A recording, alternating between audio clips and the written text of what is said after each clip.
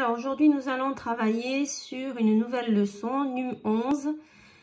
Et nous allons travailler sur les nombres décimaux, comparaison et rangement. Alors si je regarde la droite graduée, ci-dessous, on a placé les entiers 0, 1, 2, 3. Et on remarque que c'est partagé en 10.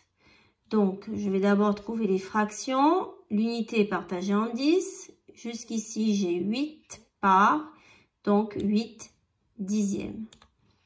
Ici, 12 parts, donc 12 dixièmes. Jusqu'ici, 16 parts, donc 16 dixièmes. Ici, 23 parts, donc 23 dixièmes.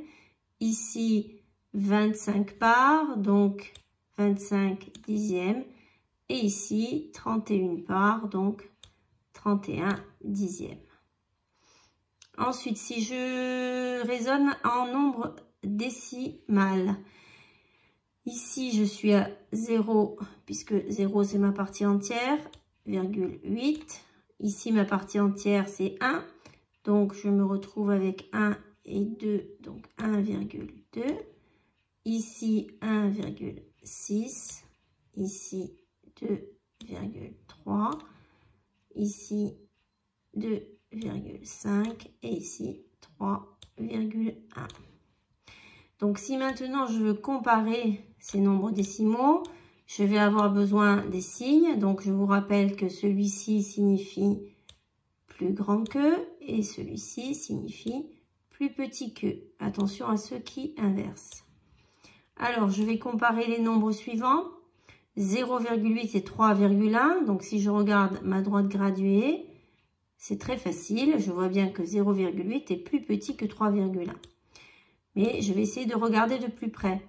En fait, ici, 0, c'est ma partie entière. Et ici, ma partie entière, c'est 3.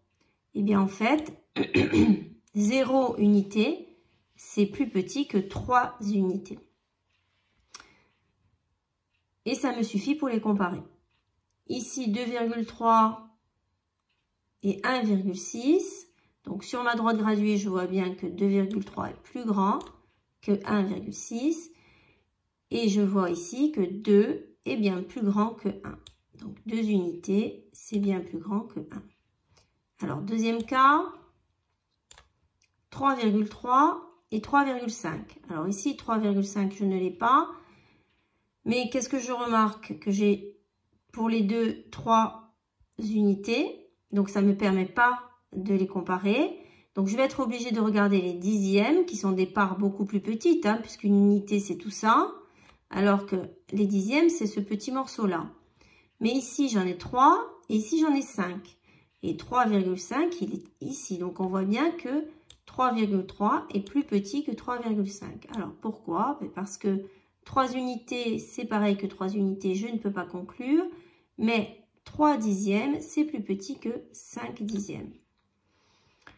Ici, pareil. Donc là, je les ai. 1,2, 1,6. Donc, je vois bien que 1,6 est plus grand.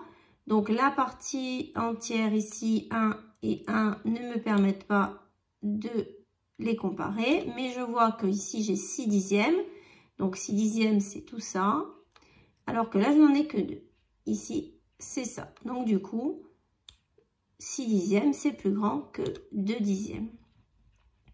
Donc, finalement, on a un premier cas. Ils n'ont pas la même partie entière. Alors, le plus petit est celui qui a la plus petite partie entière. C'est le cas le plus simple.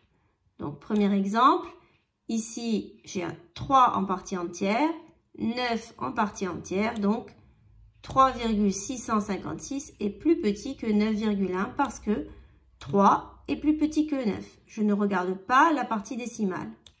Elle ne sert à rien. Ici, 41,2, 36,2593. 41, c'est plus grand que 36. Donc, 41,2 est plus grand que 36,2593 parce que 41 est plus grand que 36. Je ne m'occupe pas de la partie décimale. Deuxième cas, ils ont la même partie entière. Donc là, je ne peux pas conclure. il existe deux méthodes. Alors la première, on compare les chiffres après la virgule les uns après les autres en commençant par les dixièmes. Parce que les dixièmes, ce sont des parts plus grandes que les centièmes ou les millièmes. Si je partage en 10, un gâteau, je vais avoir des parts plus grosses que si je le partage en 100 ou que si je le partage en 1000. Donc, premier exemple. Ici, j'ai bien deux parties entières égales. Mais ici, j'ai un 2 et ici, j'ai un 3. Donc, du coup, 2 est plus petit que 3. Donc, 14,25 est plus petit que 14,3. Ici, j'ai bien des parties entières égales. Donc, j'ai un 4 dixièmes, 4 dixièmes, 3 centièmes, 3 centièmes, 6 millièmes, 2 millièmes. 6 millièmes est plus grand que 2 millièmes, donc 7,436 est plus grand que 7,432. Ici, j'ai bien 3 et 3 en partie entière. Je commence par comparer les dixièmes. 2 dixièmes, 2 dixièmes, 0 centième, 7 centièmes. Donc, 0 étant plus petit que 7, je vais avoir 3,2 plus petit que 3,27. Deuxième méthode. On complète avec des zéros pour avoir le même nombre de chiffres dans la partie décimale. Et à ce moment-là, on peut comparer la partie décimale. Attention, c'est très important. Si vous ne complétez pas avec les zéros, vous allez obtenir des résultats faux.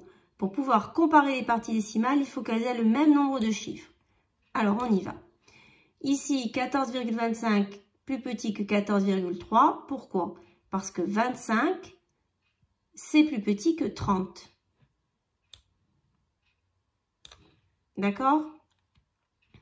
Alors, là, il ne faut pas tomber dans le piège en disant que 25 est plus grand que 3. Parce que ici, je n'ai pas le même nombre de chiffres après la virgule. Donc, je suis obligée de dire que 14,3, c'est égal à 14,30. Et après, je peux comparer 25, plus petit que 30, puisqu'ils ont le même nombre de chiffres après la virgule. Ici, 7,436 est plus grand que 7,432. J'ai le même nombre de chiffres. J'ai une partie entière égale. Et ici, 436 qui est bien plus grand que 432.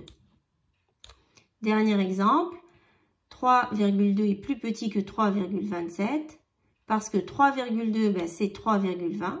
Donc, je peux comparer 20 qui est plus petit que 27 et du coup, j'obtiens mon résultat. Voilà.